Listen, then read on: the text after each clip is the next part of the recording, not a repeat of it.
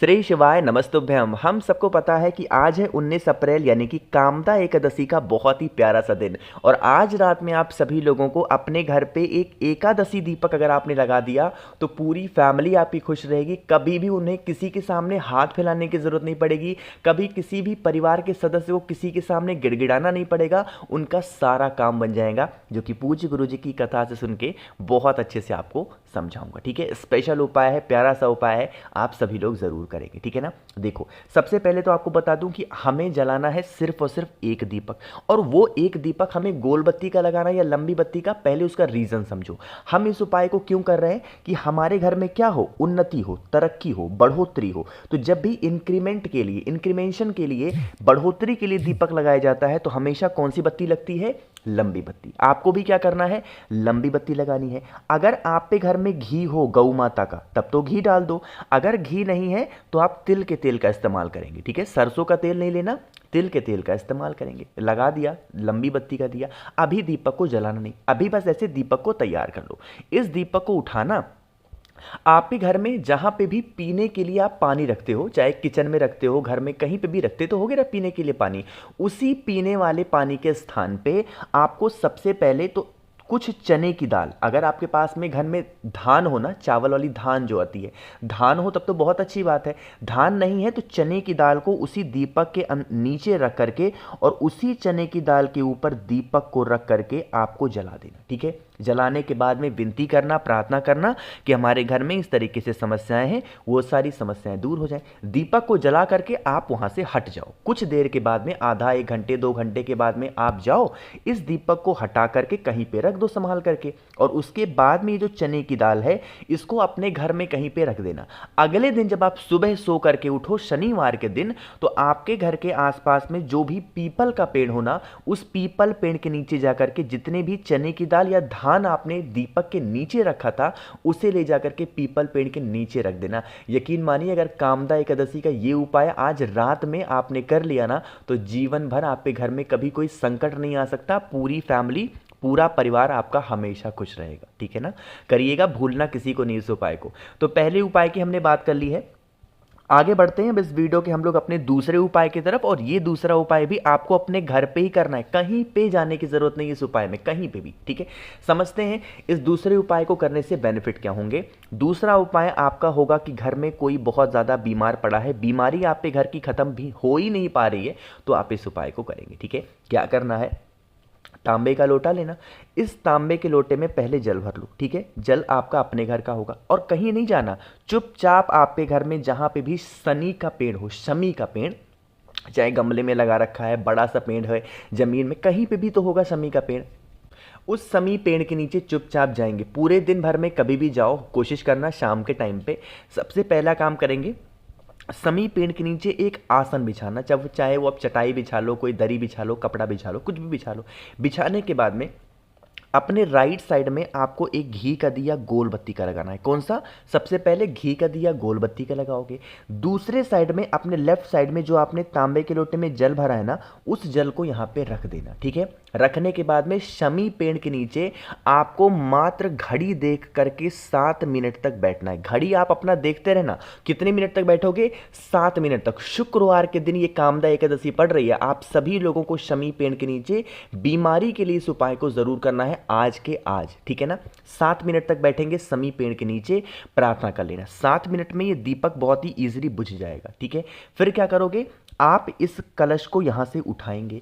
जो इंसान आपके घर में बीमार पड़ा हुआ है, इस कलश के जल को, जो भी इंसान बीमार है, सुबह दोपहर शाम 3 टाइम में कभी भी, चाहे आज ही चाहे कल परसों, 3 बार में उस जल को उस इंसान को अगर आपने पिला दिया ना, तो आपके घर की बरसों पुरानी जो भी बीमारियां होंगी, जो भी तकलीफें चल रही हैं आपके परिवार में, किसी भी कारण से बीमारी घर का पीछा नहीं छोड़ रही है, तो वो पीछा जरूर छोड़ेगी। ठीक है, ये वही उपाय है 7 मिनट वाला, जो कि आप लोगों ने गुरुजी की कथा में कई बार सुना होगा। ठीक है, तो मैंने बहुत ही नियम से और विस्तार से इस उपाय को बताया है, तो आप सभी लोग जरूर करेंगे। ठीक है ना।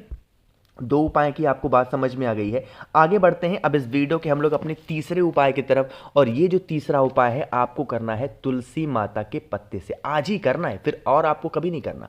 समझने की कोशिश करेंगे, लेकिन उससे पहले एक छोटा सा काम, और वो है वीडियो को करेंगे लाइक, और जितने भी भाई बहन मेरी आवाज़ पहली बार सुन रहे हैं चैनल को ज़रूर सब्सक्राइब करेंगे। ठीक है, चलो समझते हैं सबसे पहले इस उपाय को आपको करोगे तो फ़ायदा क्या होगा। इस उपाय को करने से आपके शरीर में जो भी कष्ट होगा, आप शरीर से संबंधित मतलब अगर आपके शरीर में कहीं दाग धब्बे हैं तो वो दूर होंगे। अगर आपके शरीर में कहीं पे हमेशा दर्द मचा रहता है, चाहे सर में दर्द हो, कमर में दर्द हो, पेट में दर्द हो, घुटनों में दर्द हो, वो दर्द खत्म होगा। शरीर में कहीं पे भी आपके कोई भी प्रॉब्लम चल रही है वो सारी समस्याएं खत्म होंगी। ठीक है, करके देखिएगा।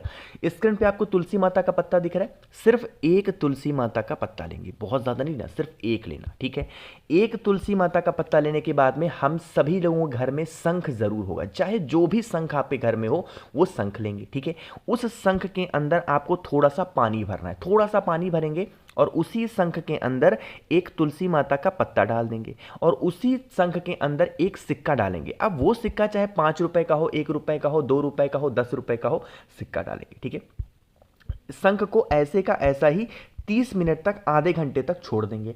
आधे घंटे के बाद में जिस इंसान को आपके घर में प्रॉब्लम होती हो शरीर से संबंधित, उसकी बाल्टी में जब वो इंसान नहाने के लिए जाए तो उस शंख के जल को आपको उसमें डाल देना है। सिक्का और तुलसी माता का पत्ता आपका शंख में ही रहना चाहिए, शंख का जो जल होगा वो आपको इसी बाल्टी में डाल देना। ठीक है, डालने के बाद में आपको उस इंसान से स्नान करा देना। आप यह उपाय एकादशी के दिन कर लेना, भले ही उस शंख का जल आप अगले दिन डाल दो, 2 दिन के बाद डाल दो, 3 दिन के बाद डाल दो, लेकिन 3 बार इस उपाय को अगर आपने कर लिया तो उसके शरीर के जो कष्ट होंगे, जो तकलीफें होंगी, वो सारी दूर होंगी। अब कहोगे भैया 3 बार उपाय करने के बाद में ये जो सिक्का है, इस सिक्के का हम क्या करेंगे? तो इस सिक्के को आपको अपने घर की तिजोरी में, अलमारी में रख देना होगा और जो तुलसी माता का पत्ता आपके पास में है उसे तुलसी माता के पेड़ के नीचे ले जा करके रख देना होगा। ठीक है, अब एक छोटी सी बात आपको और बताना चाहता हूं, अगर आप लोगों के घर में शंख है, चाहे वो शंख कोई सा भी हो ना, उस शंख को हमेशा उस शंख को हमेशा लाल कपड़े में बांध करके रखा करो। इससे कभी आपके घर में धन की हानि नहीं होगी, हमेशा मां लक्ष्मी का वास घर में बना होगा। ठीक है, करिएगा। तो यहां पे हम लोगों ने 3 उपाय की तो बात कर ली है, एक बहुत ही छोटे से आसान से उपाय की हम लोग बात करने जा रहे हैं, जो कि इस वीडियो का आखिरी उपाय है और बहुत ही ज्यादा छोटा सा उपाय। ठीक है, करने की कोशिश करेंगे। जैसे देखो, इस उपाय को करने से आपको बता दूं कि बेनिफिट क्या होने वाला है, फायदा क्या होने वाला है। इस उपाय को करने से आपके 2 फायदे होंगे। पहला आपका फायदा होगा, अगर कोई भी इंसान आपके घर में कर्ज से बहुत ज्यादा परेशान है तो उसकी कर्ज खत्म हो जाएंगी। दूसरा, अगर कोई भी इंसान मेडिसिन बहुत खा रहा, दवा बहुत खा रहा, बीमार पड़ा हुआ है, तो भी आप इस उपाय को करेंगे। लेकिन दोनों उपाय को करने का तरीका चेंज होता है, समझिएगा। आपको लेना होगा 1 मुट्ठी चावल, बहुत ज्यादा नहीं, 1 मुट्ठी चावल लेंगे, चाहे वो टूटा हुआ हो, खड़ा हो, कैसे भी हो, कोई दिक्कत नहीं। ठीक है, साथ ही साथ 1 पीपल का पत्ता लेना, सिर्फ 1 ही पीपल का पत्ता लेंगे और उस 1 पीपल के पत्ते के ऊपर उस चावल के दाने को रख देंगे। रखने के बाद में जिस इंसान को कर्ज की समस्या है उसके कमरे में, या फिर जिस इंसान को बीमारी बहुत ज्यादा है उसके कमरे में, एकादशी के दिन पूरी रात ऐसे पीपल के पत्ते के ऊपर चावल को रख करके छोड़ देना। ठीक है, अगले दिन जब आप सुबह सो करके उठना शनिवार के दिन, तो जो इंसान को कर्ज की समस्या है उस पीपल के पत्ते को चावल के साथ में उस इंसान को टच करा देना, छुआ देना, और उसके बाद में उसी पीपल के पत्ते के ऊपर जो चावल होगा पूरा का पूरा लेके जाएंगे, रतिमान भगवान के नाम से पीपल पेड़ के नीचे रख देंगे। ये तो बात होगी किसकी?